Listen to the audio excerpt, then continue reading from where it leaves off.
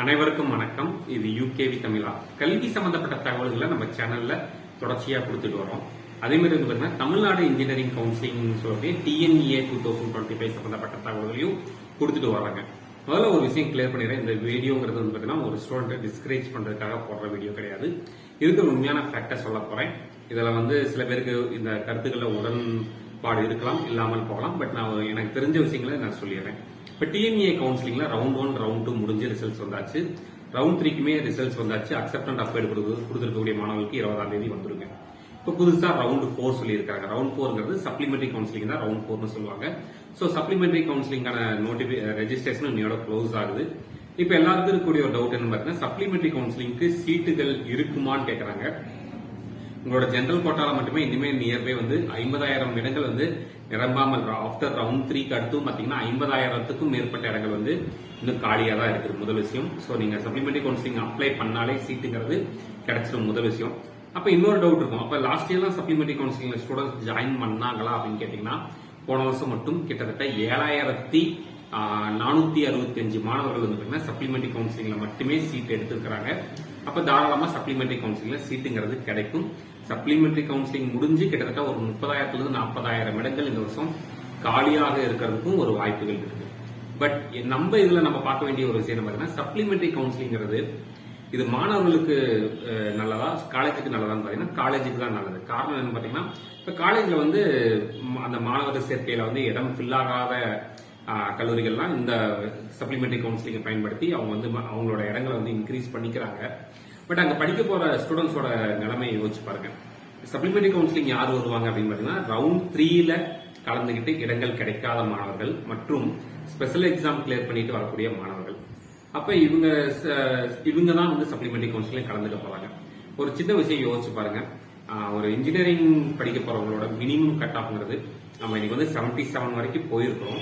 But என்னன்னு பாத்தீங்கன்னா, ஒரு 120க்கும் குறைவான கட் ஆஃப் எடுக்கிறவங்க இன்ஜினியரிங் படிக்கலாமான்னு கேட்டா, என்னை பொறுத்த வரைக்கும் பர்சனலா வேண்டாம் தான் சொல்லுவேன்.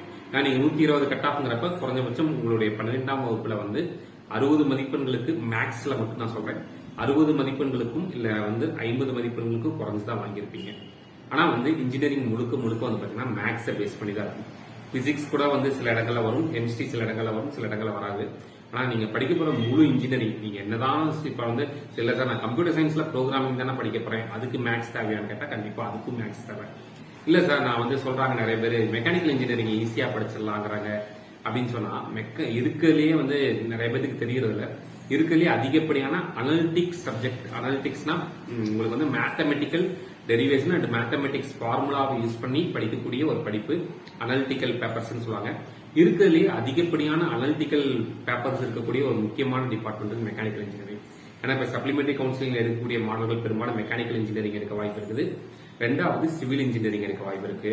ஆனா ஒரு விஷயம் கிளியர் பண்ணிடுறேன், இந்த 2 டிபார்ட்மெண்ட்ல தான் இருக்கிறதுலயே உங்களுக்கு சிஎஸ்ல கூட ஒரு 2வது செமஸ்டர் 3வது செமஸ்டரோட மேக்ஸ் பேப்பர் முடிஞ்சிடும். பட் மெக்கானிக்கல் இன்ஜினியரிங்லயும் சிவில் இன்ஜினியரிங்லயும் கடைசி செமஸ்டர் வரைக்குமே மேத்தமெட்டிக்கல் பேஸ்டு அனலிட்டிக்கல் பேப்பர்ஸ் தான் வந்து வரப்போகுது. அப்ப அங்க போய் நீங்க இன்ஜினியரிங்ல போய் நீங்க மேத்தமெட்டிக்ஸ் படிக்கிறதுக்கு திணறக்கூடாது. இல்ல சார் எனக்கு உண்மையாலுமே இன்ட்ரெஸ்ட் இருக்குது, நான் போய் இன்ஜினியரிங் படிச்சே தருவேன் அப்படிங்கிற மாணவர்களை நான் ஸ்டாப் பண்ணல. ஆனா வந்து நான் ஒரு ஆல்ரெடி மேக்ஸ்ல ஃபெயில் ஆயிட்டு பெரிய எக்ஸாம் எழுதி வந்திருக்கேன் சார், என்னால போய் இன்ஜினியரிங் படிச்சிட முடியுமான்னு கேட்டா என்னுடைய கேள்வி வேண்டாம். உண்மையாலுமே இன்னைக்கு ஒரு 120க்கும் கம்மியான கட் ஆஃப் வாங்கின மாணவர்கள் உங்களுக்கு கிடைச்சிருக்கக்கூடிய கல்லூரிகளை பாருங்க, நீங்க அங்க போய் எடுத்துக்கக்கூடிய டிபார்ட்மெண்ட்டை பாருங்க. இதுக்கு முன்னாடி அந்த கல்லூரிகளை படிச்சிட்டு இருக்க மாணவர்கள்ட்ட கேட்டு பாருங்க, அவங்களால வந்து அந்த வாழ்க்கை சக்சஸா கொண்டு போயிட முடியுமா அப்படின்னு உறுதி கொடுத்தாங்கன்னா மட்டும் நீங்க இன்ஜினியரிங் போங்க. அப்படி இல்லைங்கிற பட்சத்துல நான் 120 கட் ஆஃப் கூட சொல்லவில்லை, ரீ எக்ஸாம் எழுதி முடிச்சுட்டு கிளியர் ஆகி வந்திருக்க மாணவர்களுக்கு என்னுடைய ஒரு சின்ன அட்வைஸ் என்னன்னு பாத்தீங்கன்னா, முடிஞ்ச அளவுக்கு இன்னைக்கு வந்து ஒரு இன்ஜினியரிங்க்கு ஈக்குவலான இன்னொரு படிப்பா வந்து நம்ம வந்து டிப்ளமோ சொல்லலாம். சோ நீங்க இப்ப 12ஆம் வகுப்பு பாஸ் பண்ணீங்கன்னா நேரடியா கல்லூரிகள்ல 2வது வருடம் டிப்ளமோ சேர முடியுங்க. அப்ப 2 வருஷம் பாலிடெக்னிக்ல போயிட்டு டெக்னிக்கலா பிராக்டிக்கலா வந்து நிறைய விஷயங்களை கத்துக்கிட்டு ஒரே 1 வருஷம் தான் வந்து எக்ஸ்ட்ரா ஆகுங்க. திருப்பி நீங்க டிப்ளமோ முடிச்சுட்டு அதுக்கு மேல உங்களுக்கு ஒரு நம்பிக்கை இருக்குது, நான் வந்து கண்டிப்பா என்னால இன்ஜினியரிங் படிச்சிட முடியும் அப்படின்னா மட்டும் நீங்க இன்ஜினியரிங்ல செகண்ட் இயர் போங்க. அப்ப நடுவுல ஒரே 1 வருஷம் மட்டும் தான் எக்ஸ்ட்ரா ஆகும். பட் என்ன பாத்தீங்கன்னா, டிப்ளமோல நீங்க படிச்ச டெக்னிக்கலா அதாவது பிராக்டிக்கலா படிச்சதை வச்சு உங்களால ஈஸியா இன்ஜினியரிங் போக முடியும். அதே சமயத்துல இப்ப நீங்க 12ஆம் வகுப்புல இருந்து நேரடியா ஃபர்ஸ்ட் இயர் இன்ஜினியரிங்ல போயிட்டு உங்களால கிளியர் பண்ண முடியுமா, சைன் பண்ண முடியுமான்னு சொல்ல முடியாது. அதுக்கு பதிலாக பாலிடெக்னிக்ல போயிட்டு அங்க 2வது வருஷம் போயிட்டு திருப்பி இன்ஜினியரிங்ல 2வது வருஷம் வரப்ப உங்களால முடியும்.